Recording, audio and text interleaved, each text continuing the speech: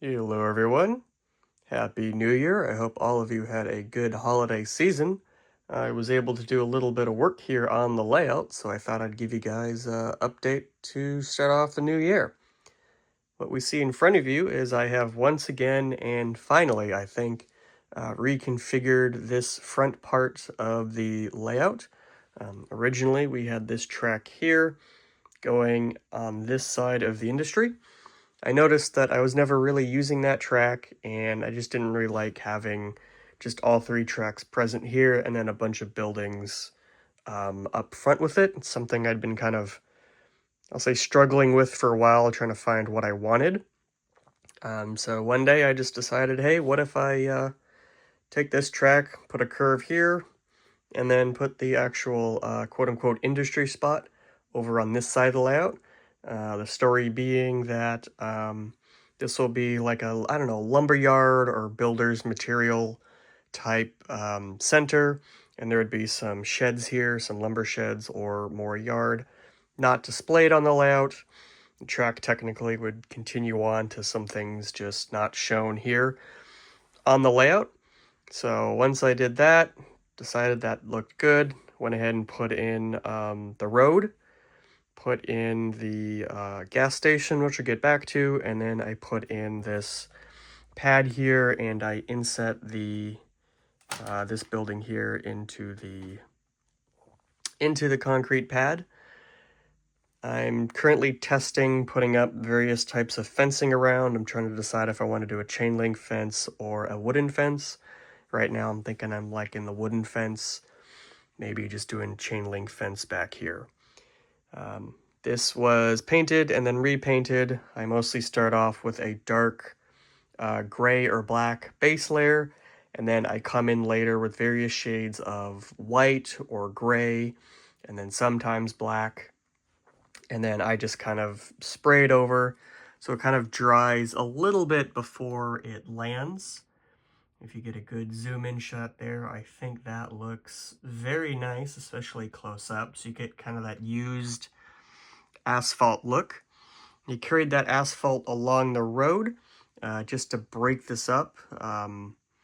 Really, the reason I do that is, the real reason is that this is spackle, or drywall spackle. This is the sanded tile grout. Once the sanded tile grout dries, it's dry. You're really not going to change it or edit it or whatever. So I like to do the buried track in the spackling because you can sand it, cut out the grooves on the track, and you just have a lot more workability after it dries. This stuff, the sanded tile grout pre-mixed, looks great. I was able to do a little bit of a crown on the road, and of course you see I've added some of the weathering onto that.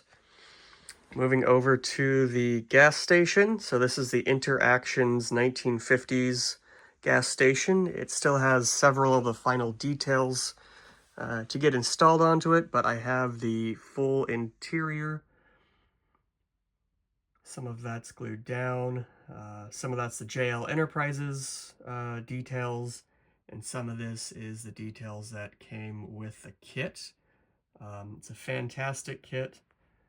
Really enjoyed building it. Still got to do some of the extra trim. Got to put the some canopy on with the Sinclair sign. The gas pumps did not come with this kit. These are actually Showcase Miniatures lighted gas pumps that I painted. They include the decals. It's kind of really cool how they do it. So they give you start off by painting the globe, which is a separate 3D printed piece. You paint that white, and then they give you a mask to mask over that. Then you paint the globe and the rest of the pump, and then they have an LED that comes with it that fits inside. So really liking the look of that. Another thing that was slightly different off of the kit is I didn't really like the lighting that it came with. It was a little bit too white and harsh. So for most of it, I used my own LEDs that I got off, I think it was Amazon, but I did use two of the harsher white in the garage along with one of the more yellow LED strips, so it gives it a little bit different light value in the garage than here in the shop. So this is looking really nice. This is some craft foam that was painted very similarly to the plaster or the spackling. I made sure to have a little bit of a concrete pad and some weathering. The roof is not yet installed. I'll go ahead and make it more removable so I can go in and edit things as I wish. But so far, I'm thinking this scene is looking really nice. And then finally, after many years of debate of what I wanted to do back here, I finally came up with the idea to switch up the topography a little bit. One thing about the Victorian houses that I have are they're 3 stories, which is San Francisco style. These Victorians are all over California, but mostly they're usually 2-story. And these were just feeling a little bit too tall, especially when I had them kind of temporarily placed here. I really wasn't liking blocking the view of the tracks as much as I was, and it was a little bit too crowded. So what I opted to do was I took this one because it has the little extra custom scratch-built parts that I did facing out this way. And I've essentially built it into the hill. So I've took some, essentially baseboard and some foam, glued those together, cut out a spot for the house. So the house is now set in the mountainside, and it looks kind of like a 2-story from the ground level. Chooch Enterprises rock face, the flexible stuff that's super easy to cut. Really liked working with that. I put some bushes up front because there's actually a window here that I had to cover up. Still working on the interior of it, and actually some of the exterior. I have to redo some of the trim there, and then I have an oak tree here in the back. Trying to decide what fencing I want to use here. I'm thinking I'm liking this, and then maybe some of the guys out here on the picnic table.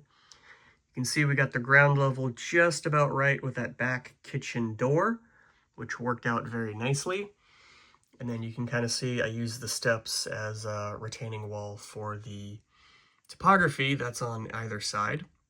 I'm also thinking about leaving the garage open and having a workshop in there with the vehicle just parked out front.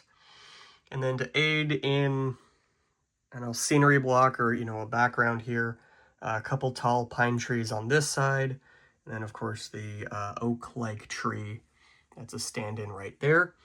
Of course, I had to make sure we had room for the signal and sight lines for that signal, which looks like we do very well. I moved the 2 crossing gates a little bit closer, or crossing lights, grade crossing lights. I'm not going to do the gates since this is a little bit more between, I'll say 50s and 70s. That's a range, but so I put those a little bit closer. So they weren't, originally I had this one here, and I just felt like there was too much space between that and the tracks. But moving over here, we reorganized this area yet again. Up until this point, I was never really super happy with what I had placed here, essentially. It just didn't look right. It was too crowded, and the buildings generally were too tall. So here's a kit that I got from Joey. This will probably be an auto mechanic shop, a little bit more heavier repair than what the service station would give you.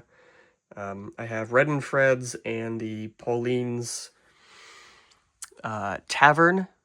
Was it Pauline's? Selina's Tavern. So the Blair Line kits. They didn't make as much sense over by the yard, and I wanted something that was a little bit more city here, but also fit. We'll have a little bit of road here and a gravel lot, and that will allow me to string some of the power lines back to that power distribution little facility here. And then these buildings I just kind of kept here. They've been, shortened to the 2-story, have a good interior. I'm going to completely redo the interior on the top of this guy, and do an interior on that guy. But essentially, I wanted to give everything here a little bit more space, a little bit more breathing room. You can imagine the road is out here because this is needs space for trucks, and it'll be essentially think of it as coming in from over here, main road would over here, and you have this little side road with a building that would be there but not modeled. The room sign is from an old Lifelike hotel that I don't have anymore. I'll probably actually move the sign to like over here, but it doesn't stand on its own, so I just kind of put it there for now. It's actually a really good height for that. And then moving over here, we buried this track again in spackling. It was just using the baseboard, the wood, but it was just a little bit too high, so I cut it all back, and I'll paint this up as probably asphalt, as if it was a patch job. And then moving over here, we made one edit to the yard, and that was the addition of this particular switch. I was debating on doing that for a long time, but for switching and sorting cars, it'll be a lot easier to have the two mildly shorter tracks than just the big one long one here. So that used up my last switch machine, which was a Smale. I thought I was actually out of switch machine decoders, but I do have a NCE switch it available. So that is what I have been working on the layout. Going to figure out what project I want to do next, but it'll probably be either over here, since I was working on the other side of the layout and getting that gas station completed. But yeah, let me know what you think if you have any ideas, and thanks for watching. I'll see you later.